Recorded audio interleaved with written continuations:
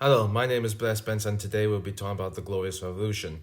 This video will be a background video for my next video, which will be about the Jacobite rebellions. So this video will be talking about the Glorious Revolution, the Williamite Wars in Ireland, and the Jacobite rebellions of 1689. And the next video will be about the Jacobite rebellions of 1708 to 1745. Okay, let's begin. After the death of King Charles II of England and Scotland, after leaving no legitimate children but a lot of illegitimate children, his brother James became King James II of England, Ireland, and King of James VII of Scotland, a Catholic monarch in a majority Protestant nation in the 17th century. This isn't going to go down well. And sure enough, as soon as he ascended to the throne, rebellions broke out in England and Scotland, with his nephew James Scott, Duke of Monmouth in England, and Archibald Campbell, Earl of Argyll in Scotland. Both rebellions were crushed, and King James disbanded both the English and the Scottish parliaments and ruled by personal decree in an attempt to turn Britain into an absolute monarchy. And to protect him from his English Protestant subjects, he garrisoned Irish Catholic troops in England. Things came to a head when Mary of Monda gave birth to James Francis Edward Stuart, which led to fears of a Catholic dynasty in Britain and the arrest of 7 bishops who were against King James's absolutism. So, several notable English nobles sent an invitation to Prince William III of Orange, telling him to land in Brixham, and they will rise up and support him, and the English people will also support his taking over against the unpopular King James II of England.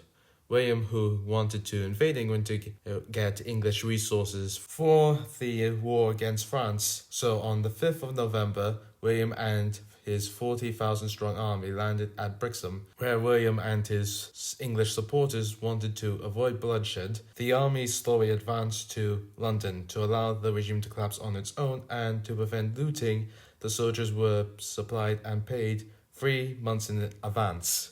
As he marched to London, most of King James's army defected to William. On the 23rd of December, King James fled and went into exile in France. And on the 13th of February 1689, William and Mary were made Queen as joint monarchs and recognized their power was limited by Parliament. And on April 11th, William and Mary were made King and Queen of Scotland, with a similar ceremony to the one in England. As this was going on the 12th of March 1689, King James, with 7,000 French troops, landed at Kinsale Island to join with the large Catholic army led by Richard Talbot, 1st Earl of Tyrconnell, who were poorly equipped and underpaid recruits. The Jacobite army laid siege to Derry, which was defended by Irish Protestants. In June 14, 1690, King William, with a 15,000 strong army made up of Dutch, Danish, French Huguenots, French Protestants, English and Scottish troops, landing in Fergus, with around 21,000 joining him later. The Williamites were better trained and equipped, and made up of professional soldiers armed with the latest flintlock muskets.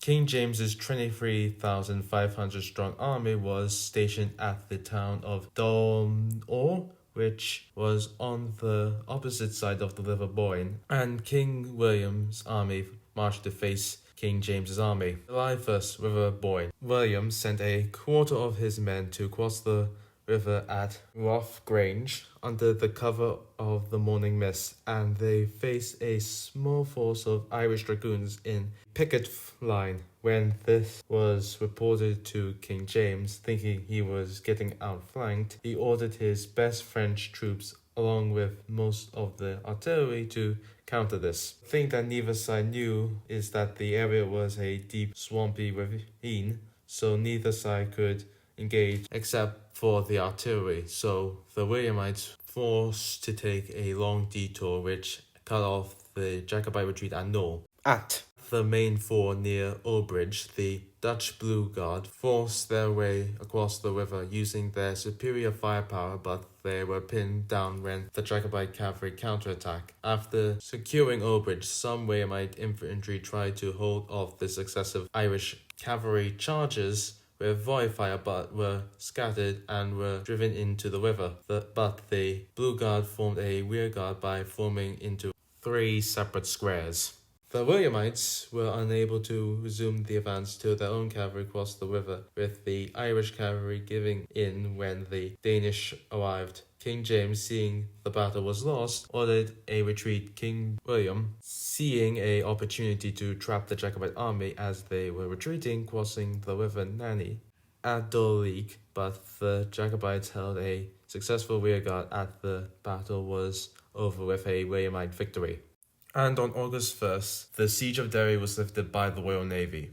After the battle, King James fled to France, never to return, and King William cleaned up the last Jacobite remnants, ending with the Treaty of Limerick, which allowed Jacobites to be transported to France, freedom of religion for Catholics, and retention of property for those who remained in Ireland. The treaty was subsequently altered or ignored, establishing the Protestant ascendancy that dominated Ireland until the Catholic emancipation in 1829. Back in April 1689, Scotland, John Graham, Viscount of Dundee, not liking King William, overthrow of King James VII of Scotland, rides north to raise a Highland army for King James, raising an army between 3,400 to 3,000 men, and marched to Blair Castle. The Williamite forces were led by General Hayam MacHale, who commanded a veteran Dutch Scots brigade, along with Scottish and English regiments, marched to face the Jacobite army. On July 27th, at Killiecrankie Pass, the Jacobite army defeated the Williamite army using the Highland Charge, but during the battle, Dundee was killed and command of the army was passed to Alexander Cannon. And after the battle, more Highlanders joined the Third Jacobite army, raising the army's total strength to 5,000 men. The Jacobite army marched to Dunkeld, and on the 21st of March, the Jacobite army attacked the town of Dunkeld, which was garrisoned by the Cambrian foot, and after a 4-hour struggle, the outnumbered Carolians routed the Highland army. After the government army mopped up the last Jacobite resistance, and the government ordered the Highland clans that supported King James swear an oath of allegiance to King William and Queen Mary. Many held out as long as they could, believing that King James will return, but when it became clear that King James will not return before the deadline, many clans took the oath of allegiance, with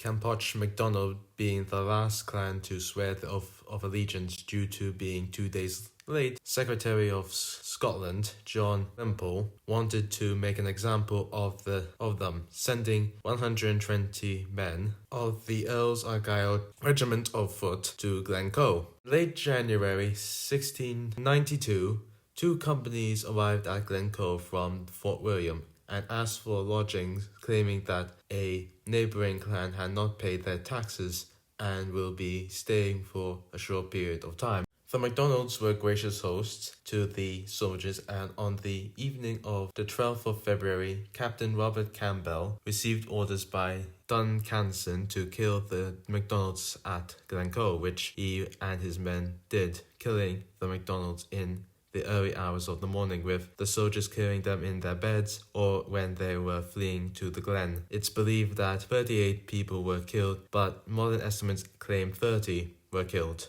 The Glencoe massacre was used as Jacobite propaganda to rally the Highland clans against the government. So join me next time where we'll talk about the Jacobite rebellions, and if you like this video, remember to like and subscribe. See you next time.